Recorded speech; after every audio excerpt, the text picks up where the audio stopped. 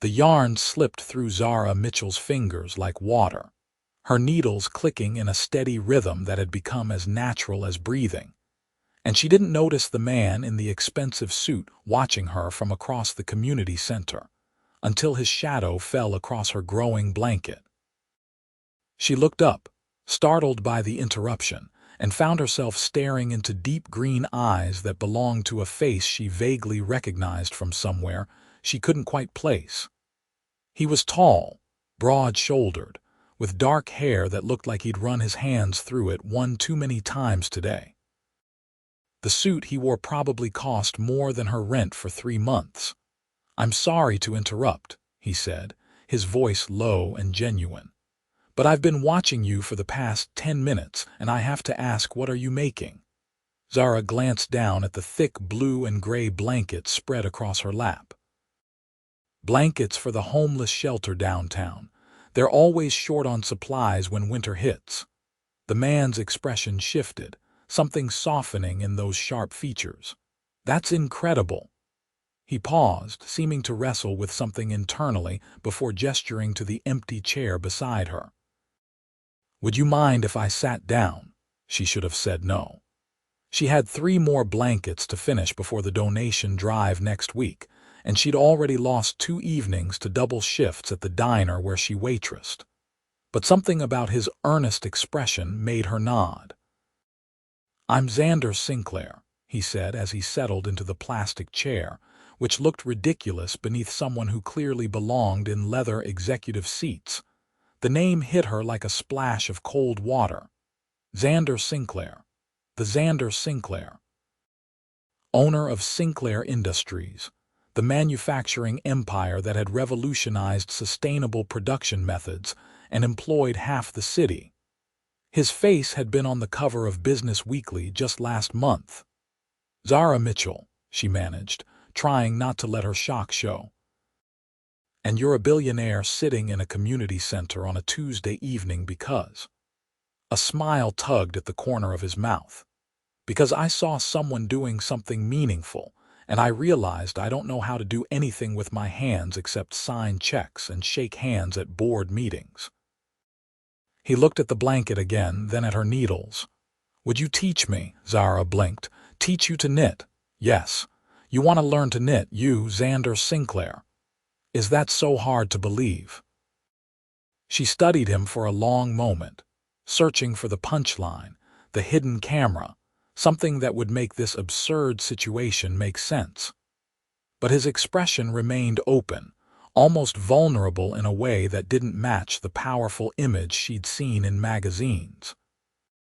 "It's going to take more than 1 evening," she warned. "I have time." Something in the way he said it made her believe him. Against her better judgment, Zara reached into her bag and pulled out an extra set of needles and a ball of soft yellow yarn. "All right then, let's start with the basics."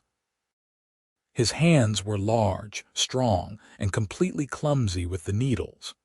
Zara had to bite back a smile as she watched him struggle with the most basic cast on stitch, his brow furrowed in concentration that probably decided multi-million-dollar deals. "Like this," she said, reaching over to guide his fingers into the right position. His hands were warm and she felt a small jolt when their fingers touched. "You need to keep the tension even. Not too tight, not too loose." "Easier said than done," he muttered, but there was humor in his voice. They sat there for over an hour, Zara patiently correcting his mistakes, showing him the same motion over and over until he finally managed a somewhat decent row. Other people came and went from the community center. Mrs. Peterson with her book club, the evening yoga class filtering into the back room, teenagers heading to the computer lab. But Xander Sinclair remained focused on the growing patch of uneven yellow stitches between his needles. "Why manufacturing?" Zara asked as she worked on her own blanket, the question slipping out before she could stop it. "I mean, most billionaires seem to be in tech these days." Xander didn't look up from his knitting. "My grandfather started the company making parts for ships. My father expanded into automotive." I saw an opportunity to shift towards sustainable production methods. He paused, considering. Tech is fascinating, but there's something satisfying about making tangible things, products people can hold, use, rely on. And yet you don't know how to make anything yourself. He looked at her then, and she saw something like regret in his eyes. I know how to run a company, how to read profit margins and negotiate contracts, but you're right, I couldn't actually make any of the products we manufacture if my life depended on it. My grandfather could build an engine from scratch. My father could operate every machine on the factory floor. He held up his needles with their crooked stitches. I can barely manage this. You're learning, Zara said quietly. That counts for something. When the community center announced its closing time, Xander looked genuinely disappointed. He held up his small square of yellow fabric, examining it critically. It's terrible. It's a first attempt, Zara corrected, packing up her own supplies. You'll get better with practice. Will you be here tomorrow? She hesitated. I come every Tuesday and Thursday evening, sometimes on weekends when I have time off. Then I'll see you Thursday. He stood, and she was reminded again of how tall he was, how out of place in this modest community center with its scuffed floors and fluorescent lights. Thank you, Zara, for teaching me, for not laughing me out of here. The evening's still young, she said, but she was smiling. She watched him leave, noticing how several people did double takes when they recognized him, how he nodded politely at everyone he passed. When the door closed behind him, her friend Maria materialized at her elbow. Did I just see Xander Sinclair learning to knit from you? Apparently. Girl, do you know who that man is? Zara gathered her finished blanket and folded it carefully. A billionaire who doesn't know how to knit. Maria shook her head, exasperated. He's also single, 32 years old, and according to every magazine in the grocery store checkout, the most eligible bachelor in the state. And I'm a waitress who spends her free time making blankets for homeless shelters. I'm sure we have so much in common. But as Zara drove home to her small apartment, she couldn't stop thinking about the concentration on his face as he'd struggled with those needles, or the genuine warmth in his smile when he'd finally gotten a stitch right. Thursday evening came faster than she expected. Zara told herself she wasn't nervous, that she definitely hadn't changed her shirt 3 times before leaving for the community center. It didn't mean anything that she'd arrived 15 minutes early, or that her heart did a small flip when she saw Xander already waiting outside, the yellow yarn and needles in his hands. I practiced, he announced as she approached, holding up a slightly less terrible square of knitting. Mrs. Chen in accounting walked me through it during lunch. I think she was more shocked than you were that I wanted to learn. Zara laughed, genuinely delighted. You practiced in your office during breaks. My executive assistant thinks I've lost my mind. He fell into step beside her as they entered the building. She might be right. They settled into the same spot as before, and Zara showed him how to bind off his practice square and start a new piece. This time, she taught him the purl stitch, watching as he worked to coordinate the new motion. Tell me about the shelters, he said after a while. How many blankets do they need? More than I can make, Zara admitted. The downtown shelter alone houses about 200 people on cold nights, and they're always short on blankets, sleeping bags, warm clothes. I volunteer there sometimes, serving meals. The need is just it's enormous. She didn't notice the way he'd gone quiet, his needles still as he watched her talk. My little sister Emma helps sometimes too, Zara continued. She's studying social work at the university. She's the one who got me started on this whole thing, actually. Dragged me to volunteer one Christmas, and I saw how much a warm blanket meant to someone sleeping on a cot in a crowded room. She touched the blanket she was working on, a sturdy green and brown pattern. It's not much, but it's something I can do. It's more than most people do, Xander said quietly. They knitted in comfortable silence for a while, the click of needles providing a soothing rhythm. Other regulars at the community center began to recognize Xander, though most were too polite to stare. Mrs. Peterson even came over to show him a special stitch she'd learned from her grandmother. "You're a natural," she exclaimed, examining his work with the critical eye of a lifelong knitter. Very even tension for a beginner. After she left, Xander leaned toward Zara. "She's lying, right? This looks like it was made by a drunk octopus." Zara burst out laughing, quickly covering her mouth. "It's not that bad. You're also a terrible liar. Okay, it's a little rough. But you're improving." As the weeks passed, Thursday and Tuesday evenings became the parts of Zara's week she looked forward to most. Xander never missed a session. Sometimes he arrived straight from the office, his tie loosened and sleeves rolled up. Other times, he came in jeans and a sweater that probably cost more than her car but looked soft and comfortable. His knitting improved steadily. By the third week, he'd completed his first full blanket, a simple but serviceable rectangle in warm gray wool. He held it up with such pride that Zara's heart squeezed. "It's perfect for the shelter," she said, and meant it. "I want to donate it," he said immediately. "When you take your blankets, I want mine to go too." She showed him how to wash and fold it properly. And the following week, they took their combined donations to the downtown shelter together.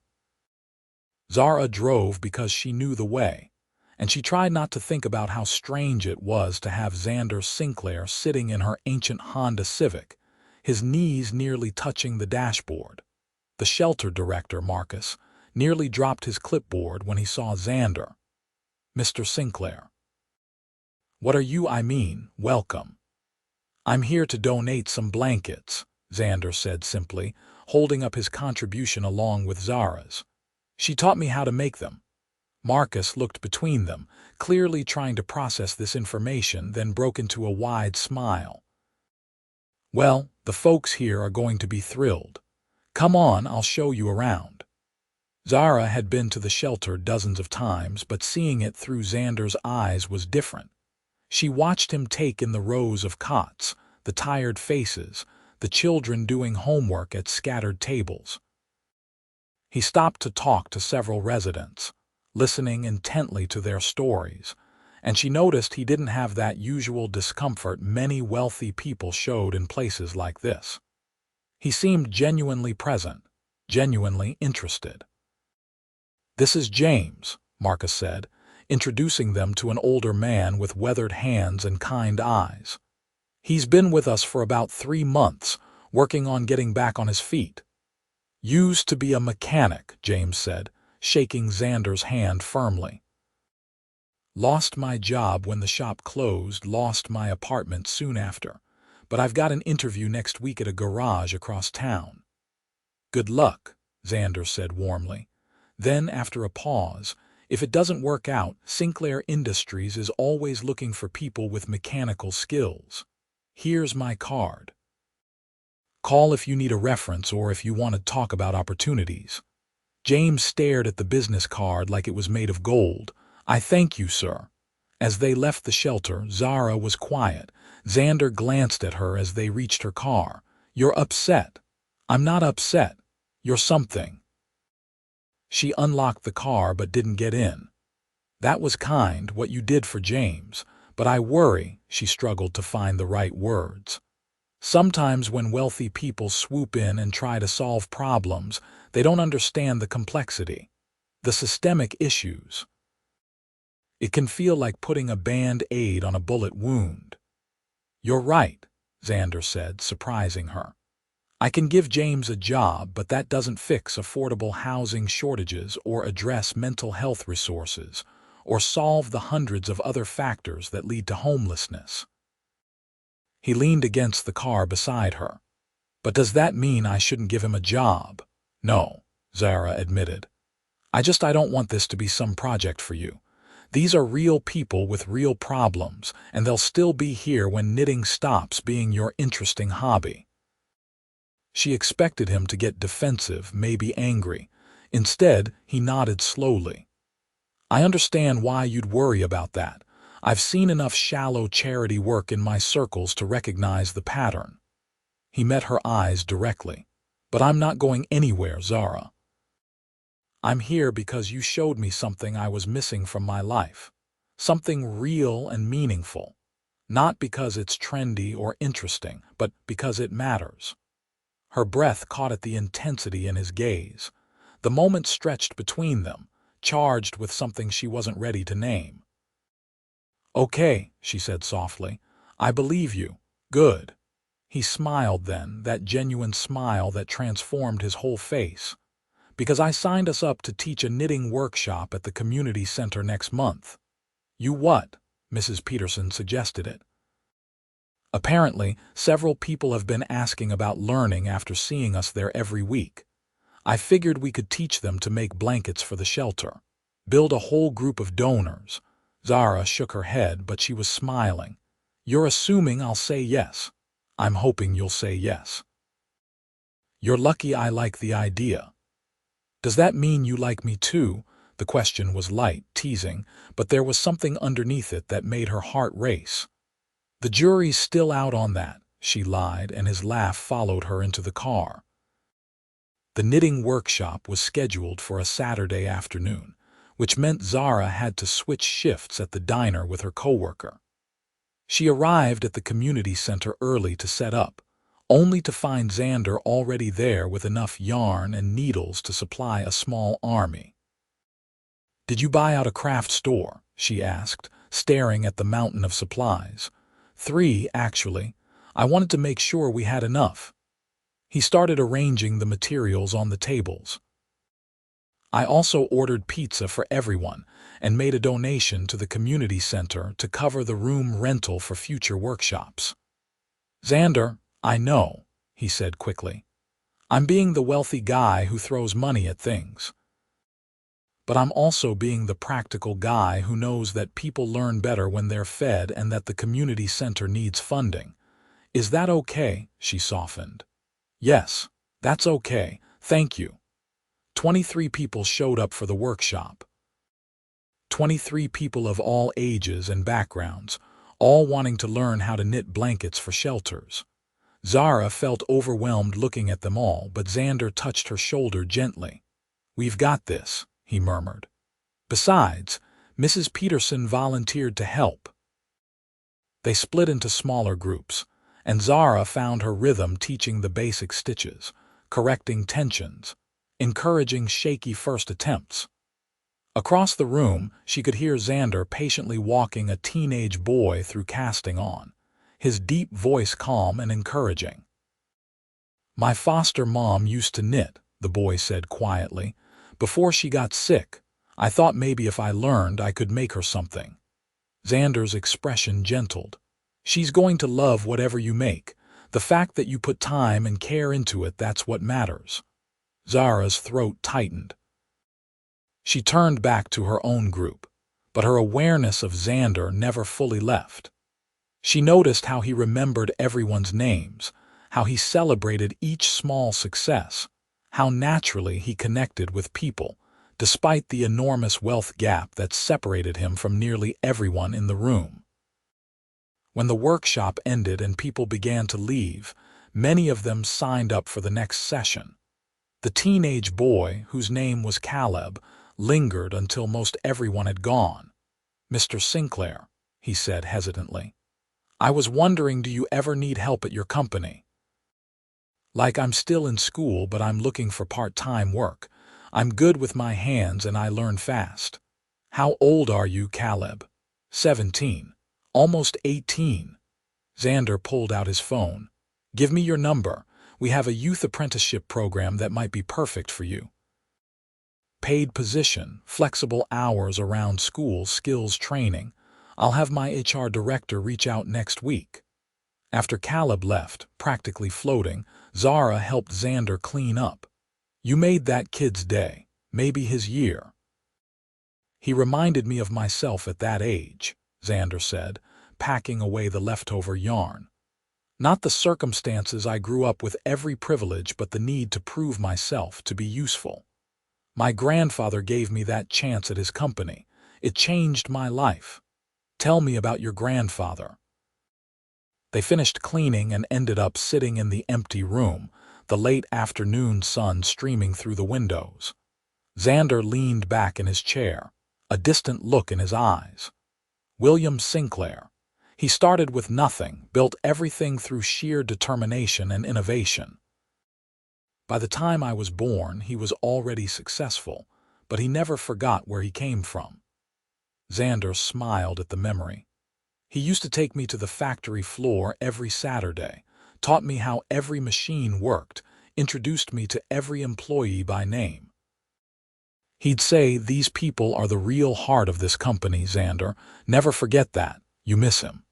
Every day. He passed away 5 years ago, left me the company, and I've been terrified of disappointing him ever since. Xander looked at her. My father was more interested in profit margins than people. When I took over, I had to undo a lot of damage, restore benefits, improve working conditions, invest in sustainable practices, even though it cut into short-term profits. Half the board thought I was insane. But you did it anyway. I had to. For him. For the workers. For myself, honestly. I couldn't look at myself in the mirror if I ran the company the way my father did. He paused. That's why what you said at the shelter stuck with me, about wealthy people swooping in without understanding. I never want to be that person who's so disconnected from reality that I can't see the actual problems. Zara reached across the table and took his hand. The gesture surprised both of them, but she didn't pull away. You're not that person, Xander. You're here. You're learning. You're listening. That matters more than you know. His fingers tightened around hers, and for a long moment they just looked at each other. The air between them felt electric, charged with possibility and something that felt dangerously like falling. Zara, he said quietly, I need you to know that this coming here, learning to knit, the workshops, none of it is just about charity for me anymore. Her heart hammered against her ribs. What is it about? You. The word hung between them, simple and devastating. It's about spending time with you, getting to know you. Being around someone who sees the world the way you do, who makes me want to be better. She should have been scared. Should have remembered all the reasons why this was complicated, the wealth difference, their different worlds, the inevitable media attention if anyone found out. But sitting there with the sun turning his dark hair bronze and his hand warm around hers, all she could think was that she felt the same way. I look forward to Tuesdays and Thursdays all week, she admitted softly. Not just because of the knitting. Yeah. He stood slowly, drawing her up with him, and suddenly they were very close. I'd really like to take you to dinner, somewhere nice. A real date, not just community center pizza. I don't have clothes for somewhere nice, she said, then immediately wanted to kick herself for the admission. Then somewhere not nice. The diner where you work, that taco truck you mentioned. I don't care where we go, Zara, I just want to go there with you. She felt like her heart might burst through her chest. The taco truck sounds perfect. His smile was brilliant. Tomorrow, I work until 8. I'll pick you up at 8:30. He did kiss her then, just a soft brush of his lips against her forehead, gentle and full of promise. It was somehow more intimate than if he'd kissed her mouth, and Zara felt it all the way to her toes. She drove home in a daze, already texting her sister Emma before she'd even parked. The next evening crawled by. Every table seemed needier than usual, every order more complicated. By the time 8 o'clock arrived, Zara was exhausted and convinced she looked terrible. Her uniform was stained. Her hair was falling out of its ponytail, and she probably smelled like coffee and bacon grease.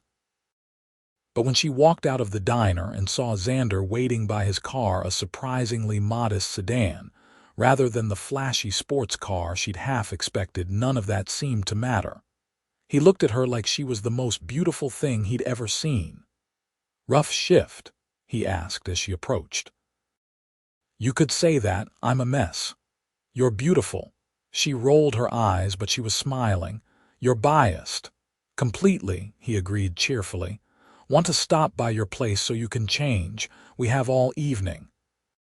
She did, grateful for his thoughtfulness, and emerged 20 minutes later in jeans and a soft blue sweater that Emma had declared brought out her eyes. Xander's expression when he saw her confirmed her sister's assessment. The taco truck was parked in its usual spot near the waterfront, and the food was as amazing as Zara had promised. They sat at one of the picnic tables nearby, the city lights reflecting off the water, and talked about everything and nothing. "Worst job you ever had?" Zara asked around a bite of carnitas taco. "Stockroom clerk at one of our warehouses the summer I was 16. My grandfather insisted I start at the bottom. I was terrible at it, kept mixing up the inventory codes, dropped an entire shelf of parts once. The supervisor finally put me on sweeping duty just to keep me out of the way." "And that didn't discourage you from joining the company?" "The opposite. It showed me how complex the operation was, how many skills went into jobs I'd never thought about, made me respect the work more."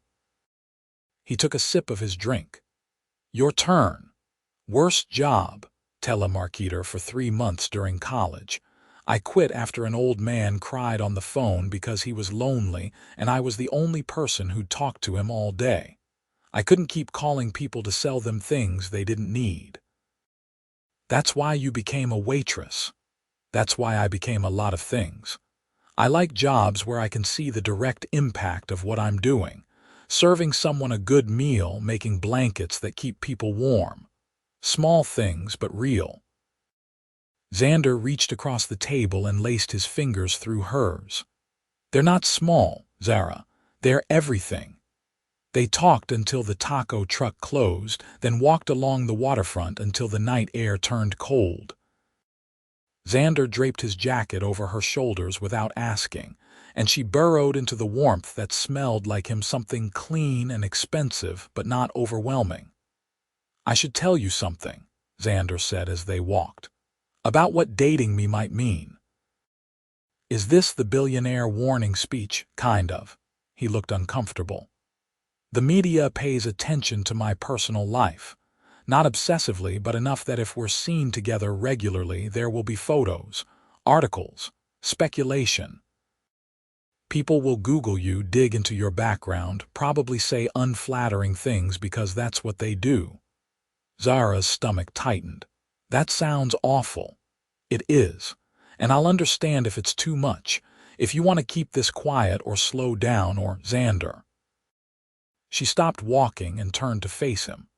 "I'm not going to lie, the media attention sounds terrible, but I'm not going to let it scare me away from something that could be amazing." She touched his face, feeling the slight stubble along his jaw. "We'll deal with it together." "Okay." The relief in his eyes was palpable. "Okay." He drove her home and walked her to her door like a perfect gentleman, kissing her properly this time, slow and sweet and full of barely restrained want. Zara was breathless when they finally pulled apart. "I'll see you Tuesday," she managed. "You couldn't keep me away." As she lay in bed that night, unable to sleep, Emma burst into her room. "Tell me everything," her sister demanded, flopping onto the bed beside her. "And don't leave out any details." Zara laughed and recounted the evening, from the tacos to the kiss. Emma listened with wide eyes, occasionally gasping or squealing at particularly romantic moments. "He sounds perfect," Emma said when Zara finished. "Almost too perfect. Are you sure he's real? I keep wondering the same thing." "Just be careful, okay? I don't want to see you get hurt." "I know." "I will." But as the weeks passed, being careful became increasingly difficult. Xander was attentive and thoughtful in ways Zara hadn't known were possible. He remembered everything she told him: her favorite flower, her coffee order, the name of the book she'd mentioned wanting to read. He showed up at the diner, sometimes just to sit in her section and leave absurdly large tips that she always tried to refuse. The knitting workshops continued, growing in attendance. They had 40 people at the third session, and Mrs. Peterson suggested they start a regular weekly group. Xander immediately arranged for permanent room space at the community center and set up a fund to keep supplies stocked. "You're spoiling us," Zara told him one evening as they packed away materials. "I'm investing in something that matters." He pulled her close, kissing the top of her head. "Besides, I like having an excuse to see you multiple times a week." "You don't need an excuse." "No, but I like having projects we do together." James from the shelter called Xander a few weeks later. The garage interview had gone well, and he'd gotten the job. He was moving into a small apartment the following month. Xander invited both Zara and James to dinner to celebrate, and Zara watched the two men talk about engine specifications and manufacturing processes with easy camaraderie. "You gave him his dignity back," she said later, as she and Xander sat in his car outside her apartment. "Not just a job, the chance to be seen as a skilled professional again." "He did that himself.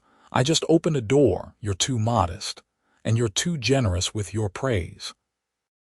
She kissed him to shut him up, and things got heated enough that they had to pull apart before they lost control completely. They hadn't slept together yet, both seeming to sense that once they crossed that line, everything would change. "Come away with me next weekend," Xander said suddenly, his voice rough. "There's a cabin upstate that my grandfather built. It's quiet, private. We could just be together without the world watching." Zara's heart raced. Yes, the week crawled by. Zara requested the weekend off from the diner, packed a bag, and tried not to vibrate with anticipation. Emma helped her shop for new clothes, insisting that Zara needed something nicer than her usual casual wear. "Not because you need to impress him," Emma clarified as she held up a soft green dress, "but because you deserve to feel beautiful." When Friday evening finally arrived, Xander picked her up in a different car, a rugged SUV more suitable for the mountain roads. They drove for 2 hours, talking and laughing, the city gradually giving way to forests and winding roads. The cabin was nothing like what Zara had expected. She'd braced herself for some massive luxury estate, but instead, Xander pulled up to a modest log structure tucked among the trees, smoke already rising from the chimney.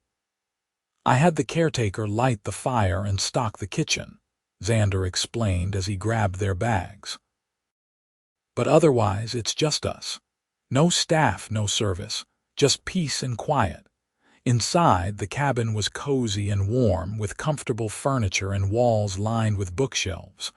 Large windows looked out over a lake that reflected the sunset in shades of pink and gold. "Xander, this is beautiful. My grandfather built it himself over the course of several summers.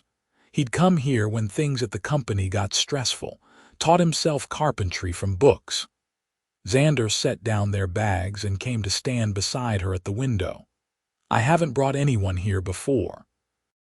It's always felt too private, too special, but I wanted to share it with you."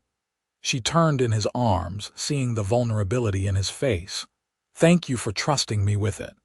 They kissed slowly, deeply, and this time there was no need to pull away.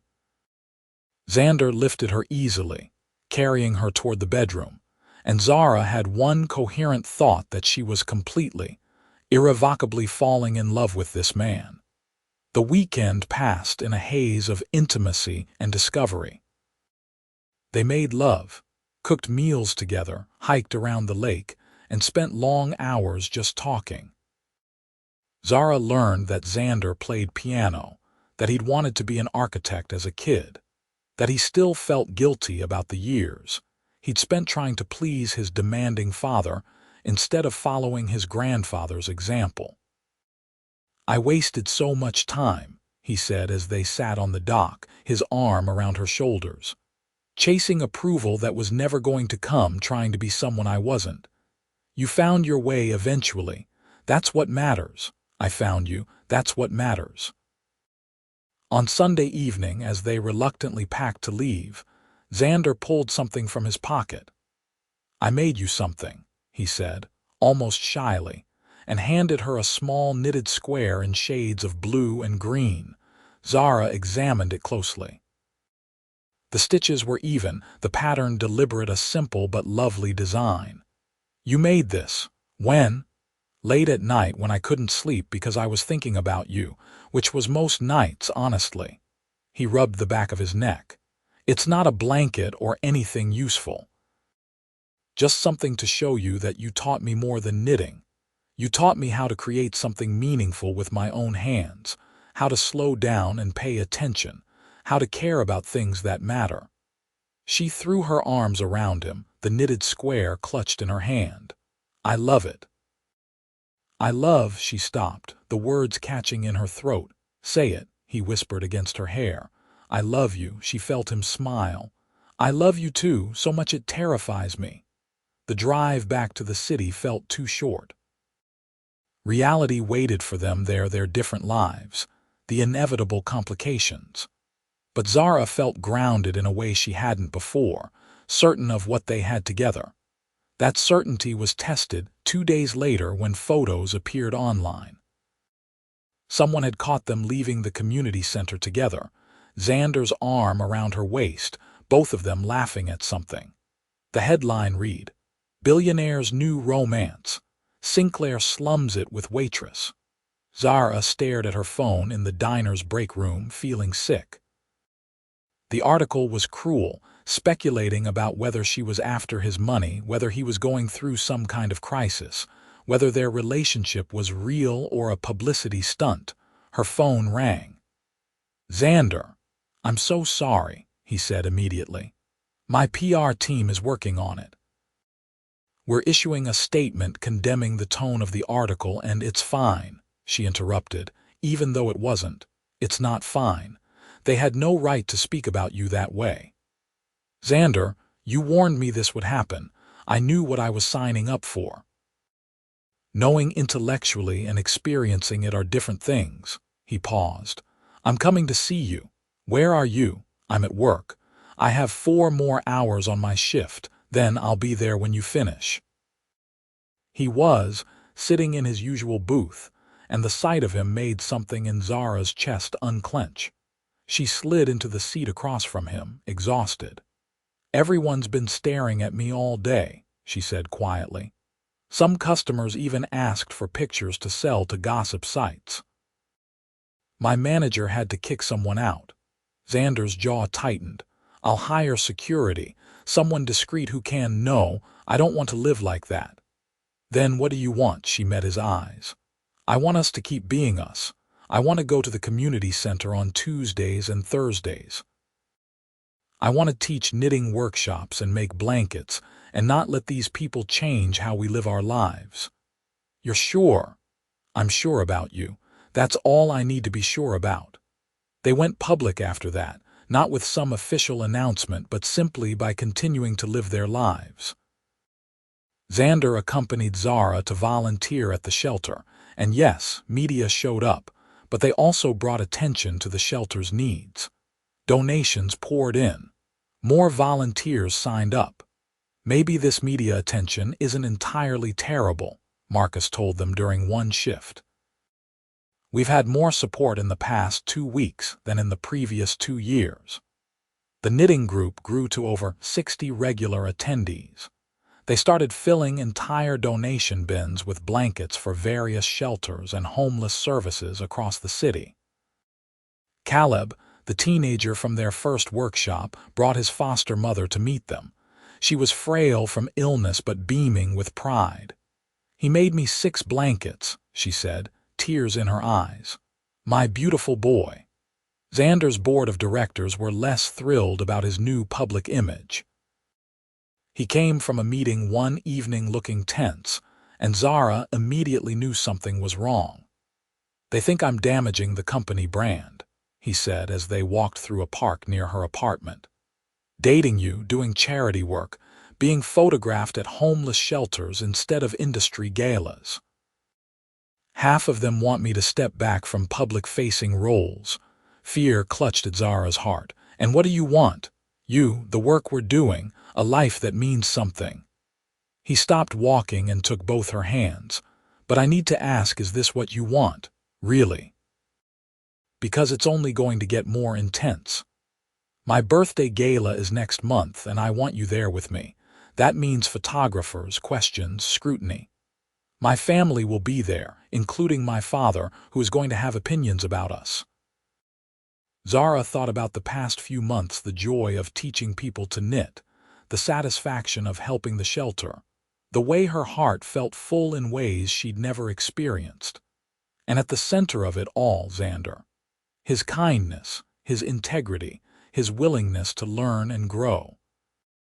"I want this," she said firmly. "All of it, including the hard parts." The relief on his face was answer enough. Emma helped Zara shop for a dress for the gala, though Xander had offered to hire a stylist. "I can find my own dress," Zara had insisted, and Emma had cheered. They found it in a small boutique, a deep blue gown that flowed like water and made Zara feel like someone from a fairy tale. It cost more than she'd usually spend on a month of groceries, but Emma insisted. "You're going to be on every society page tomorrow," her sister said. "Might as well look stunning." The night of the gala, Xander picked her up personally rather than sending a car. His eyes went wide when he saw her. "You're devastating," he said, and kissed her carefully so as not to smudge her lipstick. The event was held at a historic hotel downtown, and walking in on Xander's arm felt surreal. Cameras flashed, people called out questions, and Zara kept her head high and her smile genuine. Xander's hand at the small of her back kept her grounded. Inside, the ballroom was full of the city's elite business leaders, politicians, philanthropists. Zara recognized faces from the news and magazines. She'd never felt more out of her depth. "Xander." A cold voice cut through the crowd. A tall man who looked like an older, harder version of Xander approached. "I see you've brought your little project, Dad." Xander's voice was level, but Zara felt him tense. "This is Zara Mitchell, my girlfriend. Zara, my father, Richard Sinclair." Zara extended her hand. "Nice to meet you, Mr. Sinclair." Richard shook it briefly, his expression dismissive. "Yes. How did you two meet again?" "At one of your charity events, Xander." "At community center. Zara was teaching me to knit." "Knit?" Richard's lip curled. "While your company stock drops 2 points because you're more interested in playing with yarn than attending to business. The stock is fine, and you know it. We had our most profitable quarter on record. Despite your antics, not because of them." Zara felt Xander about to respond, probably with something he'd regret, and squeezed his hand gently. "Mr. Sinclair, I understand you're concerned about your son's image, but I've seen firsthand the impact of the work Xander's doing. The shelter we volunteer at has received unprecedented support. The knitting workshops have created a community of people dedicated to helping others. That kind of positive attention is invaluable for any company." Richard stared at her, clearly not expecting her to speak up. "You think a few blankets and feel good stories matter in the business world. I think people want to support companies that reflect their values." Xander's grandfather built Sinclair Industries on the principle that business should benefit everyone, not just shareholders. "From what I understand, the company's reputation has never been stronger than it is right now under Xander's leadership." A flicker of something surprise. Respect crossed Richard's face. Then he nodded curtly and walked away, Xander looked at Zara with undisguised awe. That was incredible. Was I too harsh? You were perfect. He kissed her temple. Absolutely perfect. The rest of the evening passed in a blur of introductions and small talk. Zara met Xander's colleagues, his friends, distant family members. Most were polite, some were genuinely warm. A few were obviously calculating whether this relationship would last.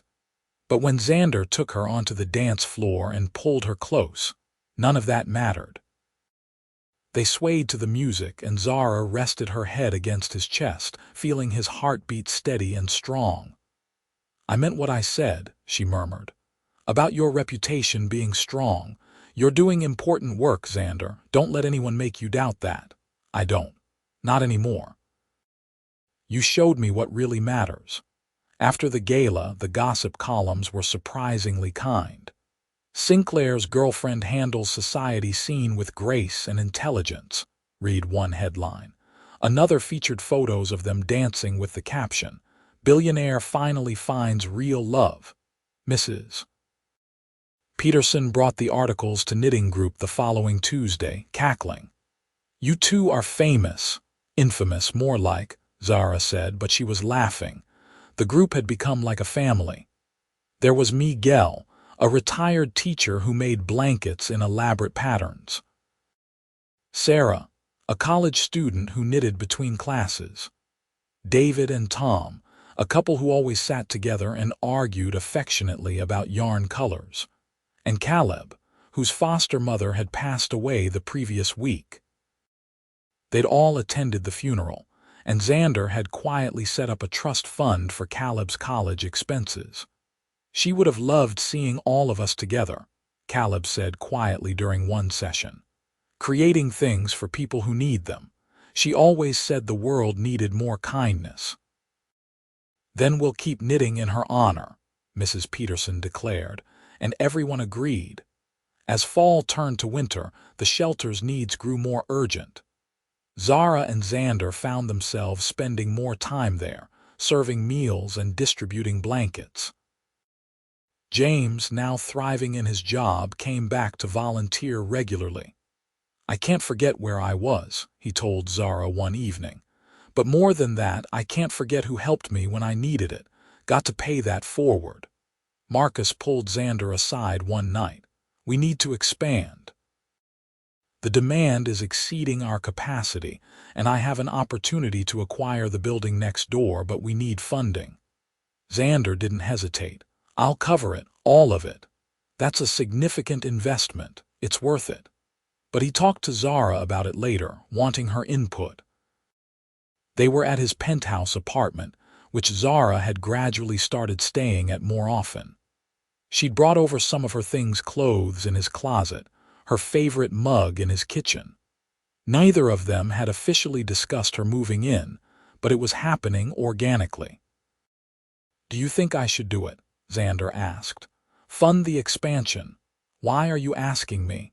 "Because I trust your judgment, because you understand this world better than I do." Zara considered. "Marcus is good at what he does. The need is real. But have you talked to him about making it sustainable? You can't be the only funding source forever." "What do you suggest?" "Help him develop a funding strategy. Connect him with other donors. Use your business expertise to make the shelter self-sustaining in the long term." Xander's eyes lit up. "You're brilliant. I'm practical." "Same thing." He kissed her and they ended up in bed, the conversation about the shelter temporarily forgotten in favor of other, more pressing matters. Later, as Zara lay in his arms, Xander spoke into the darkness. "Move in with me." "Officially." She propped herself up on one elbow. "Are you sure?" "I've never been more sure of anything. I love you. I love coming home to you. I love having your things scattered around my apartment. I want all of it all the time." "My lease is up next month," Zara said slowly. "I was going to renew it, but I'd rather live here, with you." His smile was brilliant even in the dim light. Yeah. They sealed it with a kiss, and Zara felt another piece of her life click into place. Moving in together was both easier and harder than Zara expected. The logistics were simple. Xander hired movers, and her belongings were transported in an afternoon. But merging their lives on a deeper level required adjustment. Xander was used to having space to himself, to silence and order. Zara was messier, liked having music playing, often left knitting projects scattered around. They learned each other's rhythms. Xander was an early riser who worked out before dawn, while Zara preferred sleeping in when her diner shifts allowed. He liked to work late into the evening. She needed downtime to decompress, but they figured it out. Xander set up a spare room as a craft space for Zara's knitting supplies and projects. She learned to appreciate his disciplined routines, and he learned to love coming home to find her curled up on the couch with yarn and needles, creating something beautiful.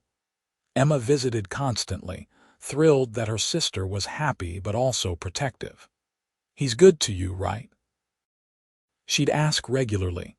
"Not just rich and charming, but actually good." "He's good to me," Zara would assure her. "The best." 6 months after they met, Xander took Zara back to the cabin. It was summer now, and the lake sparkled in the sunshine. They spent lazy days swimming and hiking, and peaceful evenings cooking together and talking. On their last night there, Xander led her down to the dock after dinner. The sun was setting, painting the sky in impossible colors, and Zara felt utterly content. "Zara," Xander said, and something in his tone made her turn to look at him fully. He was down on one knee, a small velvet box in his hands. Her breath stopped. "6 months ago, I walked into a community center on impulse and I found you," he said. "You were making blankets for people you'd never met, giving your time and skill to help others, and I was mesmerized, not just by what you were doing, but by who you are. You've changed my life in ways I never expected, taught me what really matters. Shown me how to be the man my grandfather hoped I'd become." Tears were streaming down Zara's face. "I love you more than I thought possible," Xander continued. "And I want to spend the rest of my life loving you, learning from you, building something meaningful together." "Zara Mitchell, will you marry me?" "Yes," she managed through her tears. "Yes, absolutely yes." The ring was beautiful, a sapphire surrounded by small diamonds, classic and elegant. It fit perfectly. Xander stood and pulled her into his arms, and they kissed as the sun set behind them, sealing a promise that felt inevitable from the moment they'd met. They got married in the spring, a year after Xander had first asked her to teach him to knit. The ceremony was held at the community center, which felt fitting. Mrs. Peterson cried through the entire thing. Marcus officiated, having gotten ordained online specifically for the occasion. James and Caleb stood among Xander's groomsmen, alongside his college friends and business partners. Emma was Zara's maid of honor, radiating joy.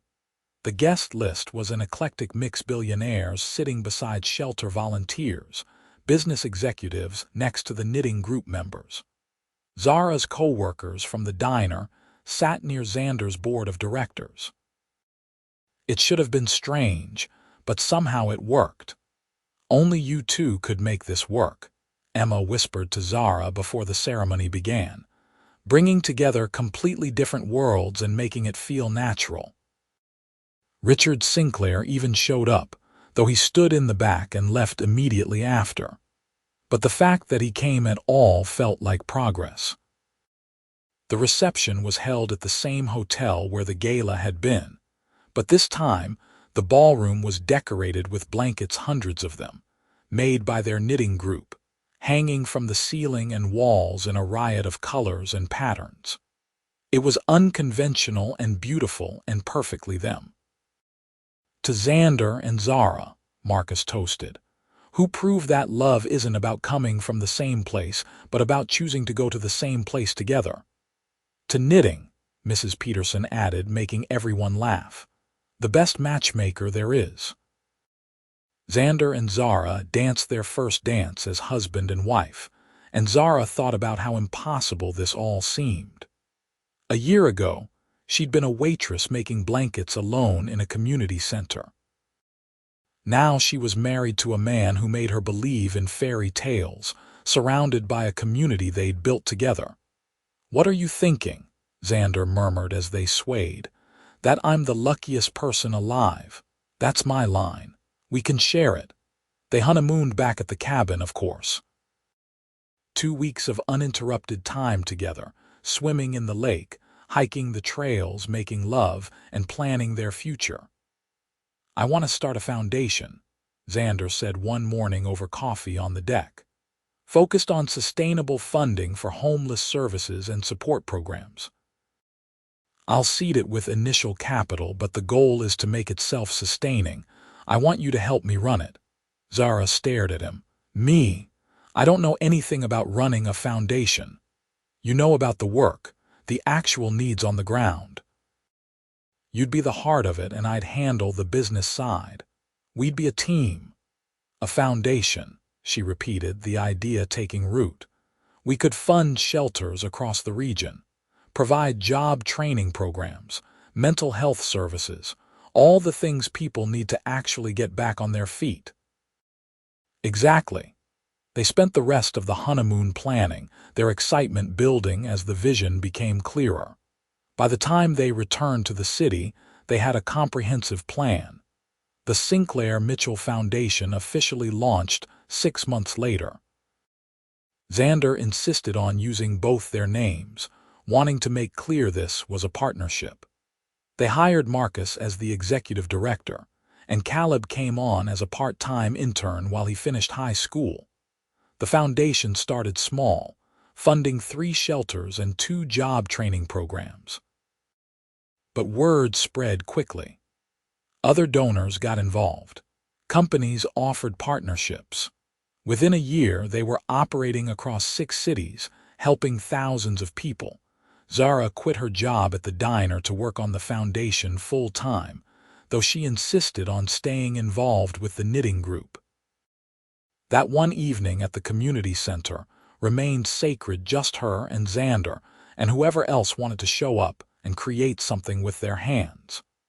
"We should write a book about this," Mrs. Peterson said one evening, examining the growing collection of blankets they'd donated. "About how knitting changed your lives." "Who would read a book about knitting?" Zara laughed. "Anyone who believes in small acts making big differences," Mrs. Peterson replied. 2 years into their marriage, Zara and Xander bought a house, not a mansion, despite Xander's ability to afford one, but a comfortable home with enough space to grow. Room for the craft studio Zara wanted, the home office Xander needed, and several empty bedrooms they hoped to fill eventually. "Ready to start trying?" Xander asked one night, his hand on her stomach. Zara smiled. "I've been ready." Their daughter was born on a snowy December evening with Emma in the delivery room alongside Xander. They named her Julia, after Xander's grandfather William's wife, a woman known for her kindness and community work. Mrs. Peterson knitted Julia's first blanket, a soft pink and white creation that became the baby's favorite. Marcus brought gifts from the shelter residents, tiny knitted hats and booties made by people they'd helped over the years. James carved a wooden rattle from scrap wood at the garage where he worked. "She's going to grow up knowing she's loved by an entire community," Emma said, holding her niece carefully. "That's a gift not many kids get." When Julia was 6 months old, Zara brought her to the community center for the first time. The knitting group passed her around, cooing and fussing, while Zara worked on a new blanket. Xander sat beside them, his own knitting much improved now, making a stuffed animal for his daughter. "Can you believe it's been 3 years since we met?" Zara asked. Xander looked at her, then at their daughter, then around at the room full of people who'd become family. "It feels like forever and no time at all. Any regrets?" "Not a single one. Julia grew into a toddler who loved yarn almost as much as her parents. By age 3, she could hold needles and make basic stitches under patient supervision. The knitting group adored her, and she'd sit in Mrs. Peterson's lap while the older woman told stories about the old days. The foundation continued to expand. They added literacy programs, childcare support for working parents, and partnerships with local businesses to provide job opportunities. Caleb graduated college and joined full-time, bringing fresh ideas and energy. James eventually became a workshop instructor, teaching mechanical skills to people trying to rebuild their careers. "You've helped thousands of people," Marcus told them during a board meeting. "Changed entire communities." "We just created space for change," Xander corrected. The people did the work themselves. But privately, to Zara, he admitted, "None of this would exist if you hadn't been sitting in that community center making blankets. And if you hadn't asked me to teach you. Best decision I ever made." Their son was born when Julia was 3. A sturdy boy they named William after Xander's grandfather. He had his father's green eyes and his mother's determination, and he completed their family in a way that felt perfect. Richard Sinclair showed up at the hospital to meet his grandson, and though he was still stiff and formal, there was a softness in his eyes when he held the baby. "He looks like my father," Richard said quietly. "Like William." "That's his name," Xander replied. Something passed between father and son, then not forgiveness exactly, but perhaps the beginning of understanding.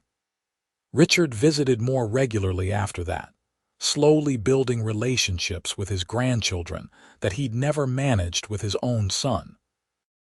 "People can change," Zara observed one evening, watching Richard awkwardly play with Julia on the floor. "Even when you think they're set in their ways." "You taught me that," Xander said, "when you saw past the billionaire to the person underneath." Years passed in a rhythm of family, work, and community. The knitting group celebrated birthdays and weddings and mourned losses.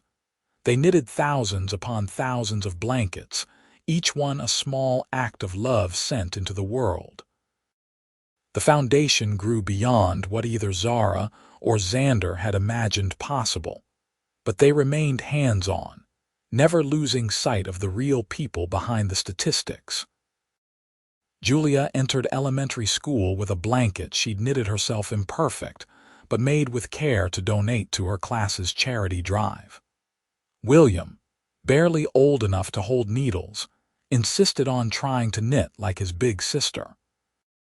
They were growing up understanding that privilege came with responsibility, that having enough meant helping others have enough too. On their 10th wedding anniversary, Xander took Zara back to the community center where they'd met. They'd been back hundreds of times, but this visit felt special.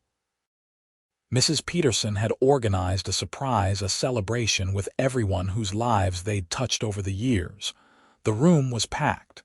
Shelter residents who'd found stability, job program graduates who'd rebuilt careers, knitting group members who'd become dear friends. Caleb, now helping run the foundation. James, teaching workshops and mentoring others. Emma, who'd finished her social work degree and joined the foundation staff. Marcus, who'd expanded the shelter network across the region. 10 years ago, 2 people met in this room and started something beautiful, Mrs. Peterson announced. Not just a romance, though Lord knows that's lovely, but a movement, a community. A reminder that small acts of kindness ripple outward in ways we can't imagine. Zara felt tears streaming down her face as people shared stories how the foundation had changed their lives, how the knitting group had given them purpose, how Xander and Zara's example had inspired them to give back in their own ways. "I just wanted to make blankets," Zara said when it was her turn to speak. "To do something small that mattered. I never imagined," her voice broke, "I never imagined any of this." Xander took her hand, addressing the crowd. "I walked in here 10 years ago because I was restless. Successful by every measure that business school teaches, but empty. I saw Zara creating something with her hands, putting love and care into helping people she'd never meet, and I wanted to understand that, to be part of it." He looked at his wife. "She taught me that meaning isn't found in profit margins or stock prices. It's found in connection, in service, in using whatever gifts we have to make the world a little bit better. And he taught me," Zara added, "that resources aren't inherently good or bad. It's what we do with them that matters. That someone with enormous privilege can choose to use it for real change." They cut a cake that someone had made, decorated with knitting needles and yarn. Julia and William ran around with other children, their laughter filling the space. Richard stood awkwardly in a corner until Emma, bless her, dragged him into conversation with some of the foundation staff. Late that evening, after the celebration ended and the community center emptied, Zara and Xander sat in the same chairs where they'd first met. The overhead lights were dimmed, casting soft shadows. "You remember what you said when I asked you to teach me?" Xander asked. "I said it would take more than one evening. You were right. It's taken years and I'm still learning." Zara rested her head on his shoulder. "We both are." "Want to know a secret?" Xander whispered. "Always. I knew I was going to fall in love with you that first night. The way you explained each stitch like it mattered, like what we were making together was important. The way your whole face lit up when you talked about helping people. I sat there mangling that yellow yarn and thought, this is it. This is what I've been missing." "I thought you were crazy," Zara admitted. "A billionaire wanting to learn to knit." I waited for the punchline. "And instead I found my person, my partner, the love of my life." They sat in comfortable silence, fingers intertwined, surrounded by the ghosts of thousands of knitting sessions and the promise of thousands more to come. Outside, the city hummed with its usual chaos, but inside this room, everything felt peaceful and right. Julia and William would grow up and probably roll their eyes at their parents' story, the billionaire, and the knitting teacher who fell in love over yarn and needles. But they'd understand, eventually, the deeper truth. That real connection transcends circumstance, that love grows from shared values and purpose, that the smallest acts can change everything. The Sinclair Mitchell Foundation would continue expanding, helping tens of thousands of people over the coming decades. The knitting group would grow and evolve, eventually spawning similar groups in other cities. James would eventually open his own garage, hiring people coming out of homelessness. Caleb would become the foundation's director after Marcus retired. Emma would write a book about community-based social work that became required reading in universities nationwide. But all of that was still to come. In this moment, Zara and Xander were simply two people who'd found each other against all odds, who'd built something beautiful together, who'd learned that the richest life possible had nothing to do with money and everything to do with love, purpose, and the courage to create something meaningful with your own two hands. "Ready to go home?" Xander asked eventually. "Ready." They gathered their things, turned off the lights, and stepped out into the cool evening air. Their car was parked nearby, practical and family-friendly now, no longer the sleek sedan Xander had driven when they met. Their home waited, full of children's toys and knitting projects and all the beautiful chaos of a well-lived life. As they drove through the city streets, Zara thought about that first evening when a stranger in an expensive suit had asked her to teach him to knit. How she'd said yes, not knowing it would change everything. How the simplest choice made with an open heart had led to all of this: marriage, children, a foundation, a community, a life so full of meaning she sometimes had to stop and catch her breath from the beauty of it all. Thank you, she said suddenly. Xander glanced at her. For what? For sitting down that day. For asking me to teach you. For seeing something in what I was doing that was worth your time. Thank you for saying yes, for being patient with my terrible knitting, for letting me into your world. Our world, she corrected. Our world, he agreed, and reached over to take her hand. They drove home together through streets. They'd traveled thousands of times, toward a future that stretched out bright and promising, built on a foundation of yarn and needles and two people who'd been brave enough to believe that connection could cross any divide, that love could transform everything, and that sometimes the most extraordinary stories begin with the simplest invitation. Will you teach me?